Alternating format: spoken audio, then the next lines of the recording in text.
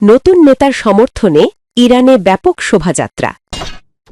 এবার বাহরাইনে আঘাত হানল মার্কিন ক্ষেপণাস্ত্র। ইরানের হামলায় ইসরায়েলে নিহত আরও এক, দুজনের অবস্থা আশঙ্কাজনক। শুনছিলেন শিরোনাম, এবার বিস্তারিত।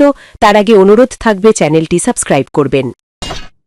নতুন নেতার সমর্থনে ইরানে ব্যাপক শোভাযাত্রা। গণহত্যাকারী ইসরায়েল ও তাদের সহযোগী যুক্তরাষ্ট্রের যৌথ হামলায় ইরানের সর্বোচ্চ নেতা আয়াতুল্লাহ আলী খামেনি নিহত হওয়ার পর দেশটিতে শূন্যতা বিরাজ করছিল। 10 দিনের মাথায় নতুন নেতা পেয়েছে ইসলামী প্রজাতন্ত্র।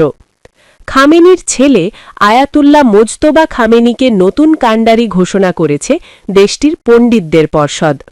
এতে ইরানের সরকার, প্রশাসন সহ সব স্তরে মানুষের মধ্যে স্বস্তি ফিরে এসেছে।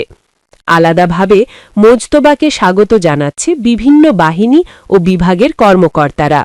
বাদ যাচ্ছেন না সাধারণ নাগরিকরা।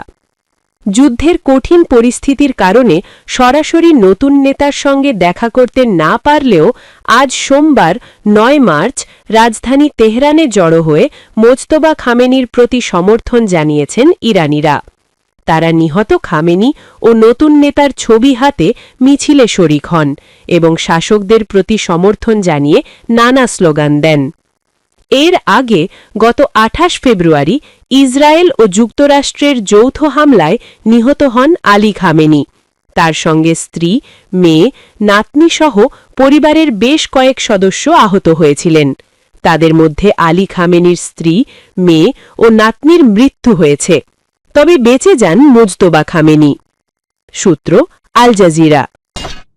ইরানের হামলায় ইসরায়েলে নিহত আরও এক, দুজনের অবস্থা আশঙ্কাজনক। ইরানে নতুন সর্বোচ্চ নেতার নাম ঘোষণা হওয়ার পর ঘুরে গেছে যুদ্ধের মোড়। দফায় দফায় হামলা হচ্ছে উগ্র ইহুদিবাদী ইসরায়েলে। আজ সোমবার 9 মার্চ অবৈধ ভূখণ্ডটিতে বেশ কয়েকটি ড্রোন ও ক্ষেপণাস্ত্র আঘাত হানে।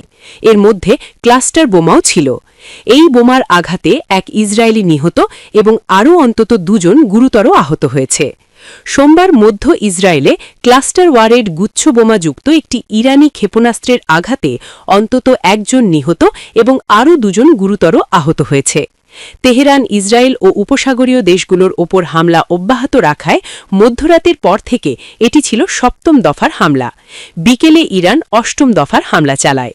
এই ক্লাস্টার ওয়ারহেডটি মধ্য ইসরায়েলের ইহুদ, ওর ইহুদা, হলন, বাতিয়াম সহ অন্তত 6টি স্থানে আঘাত হানে। চিকিৎসা কর্মকর্তাদের মতে ইহুদ শহরের একটি নির্মাণাধীন স্থানে 1 জন নিহত এবং অন্য 1 জন আশঙ্কাজনকভাবে আহত হয়েছেন। ওর ইহুদায় 3য় এক ব্যক্তি গুরুতর আহত হয়েছেন। মাগেন ডেভিড অ্যাডাম MDA জানায়, নির্মাণাধীন স্থানে 40 বছর বয়সী 2 ব্যক্তি স্প্লিন্টারের আঘাতে মারাত্মকভাবে আহত হন, যার মধ্যে 1 জন পরে মারা যান। দ্বিতীয় ব্যক্তিকে হাসপাতালে নিয়ে যাওয়া হয়েছে।